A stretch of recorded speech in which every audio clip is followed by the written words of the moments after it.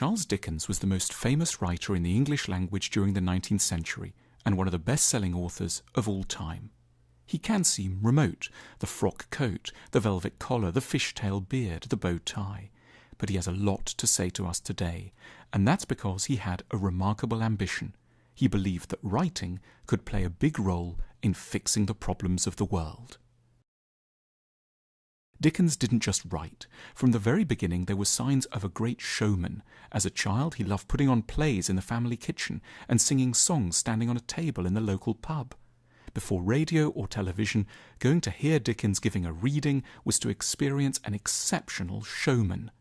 Often to the dismay of later literary friends, entertainment remained at the heart of what Dickens was up to.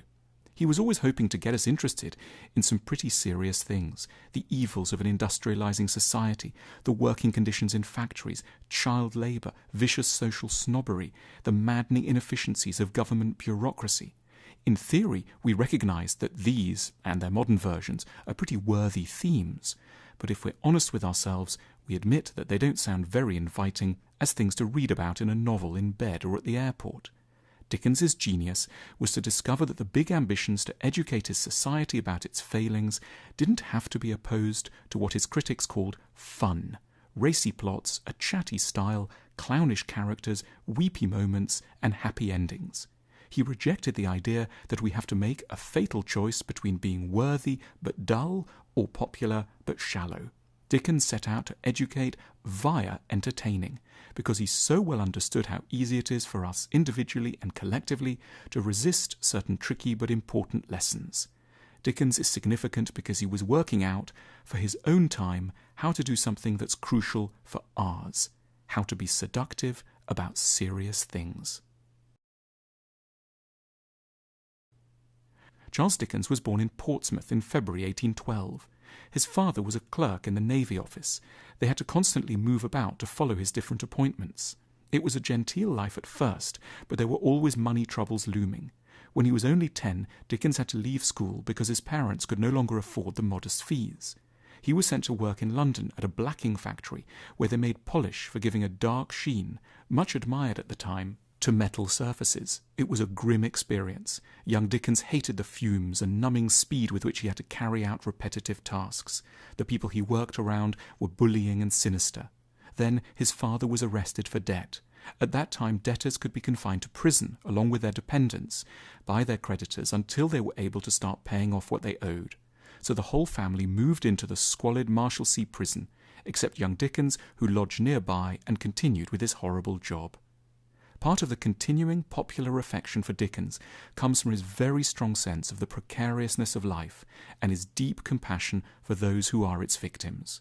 When Dickens's life improved, in his early 20s he discovered that he was an outstandingly brilliant journalist. Dickens was very good at remembering his own suffering, and he used it in a very clever way. He always put really nice characters into the awful places of Victorian England. The blacking factory is described in David Copperfield through the eyes of young David, who is sensitive, intelligent, and charming. David is the reader when young, or the reader's son or nephew. Dickens is saying, imagine someone like you, or someone you like, was in somewhere like that. When he writes about poorhouses, which were local forced labour camps for people unable to support themselves, Dickens sends in little Oliver Twist, who actually belongs to a well-to-do family from whom he's been separated by a series of tragic accidents.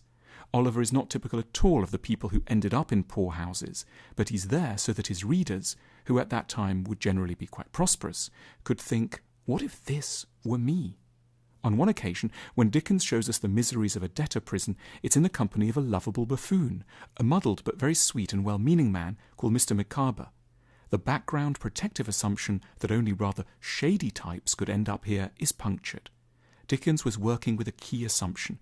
Of course, everyone knew already that there were poorhouses, horrible working conditions, and debtors' prison.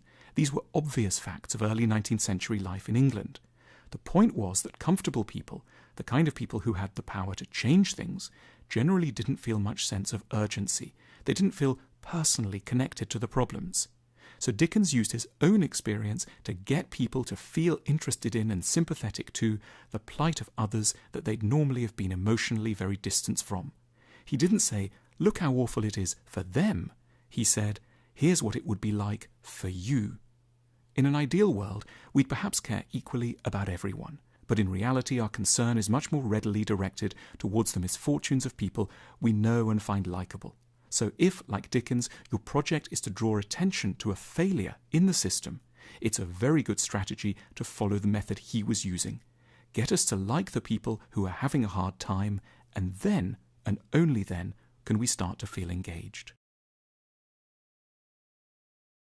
The other thing that Dickens did to keep us on board with his high-minded vision of social reform was to keep on showing how well he understood the cosy, pleasing, enjoyable things of life. He desperately didn't want the big causes to come across as meaning you couldn't keep on liking all the sweet comforts of life.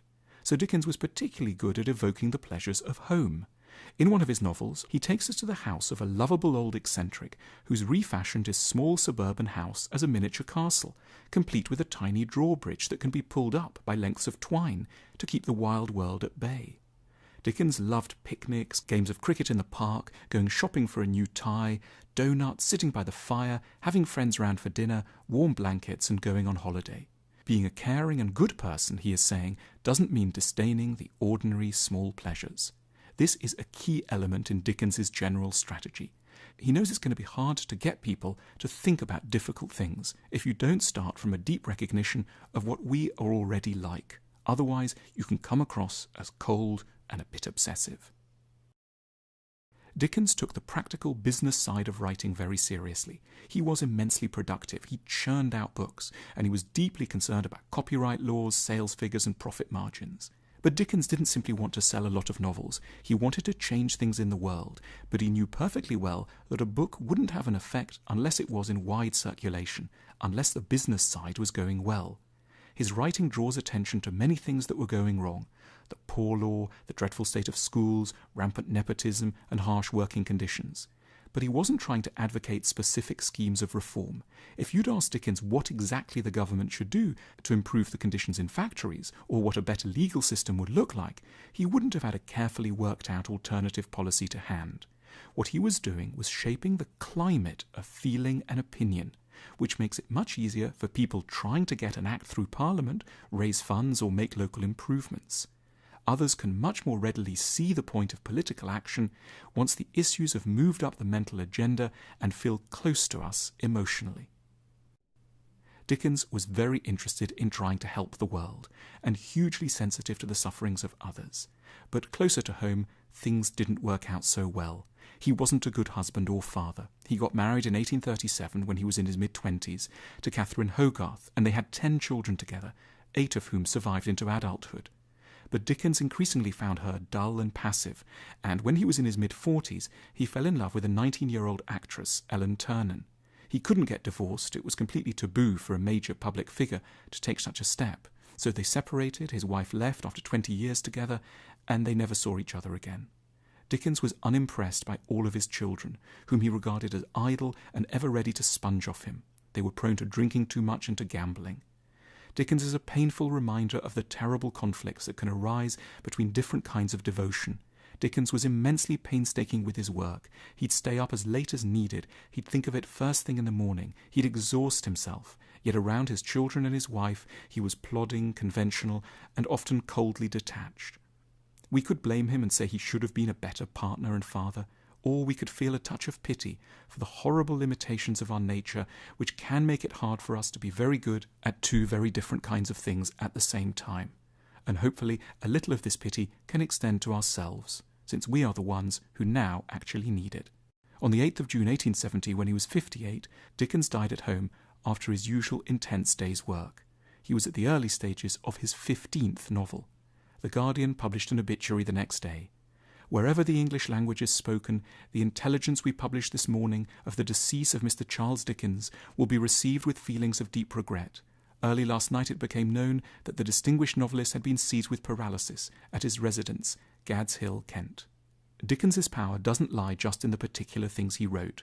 What's even more impressive is the bigger idea to which he was loyal all his life, that the task of writing, and art more generally, is to make goodness attractive, to make it easier and more bearable for us to learn uncomfortable lessons, and to broaden our sympathies by helping us to identify with people whose outward lives may be unlike ours, but whose inner lives are not unsimilar.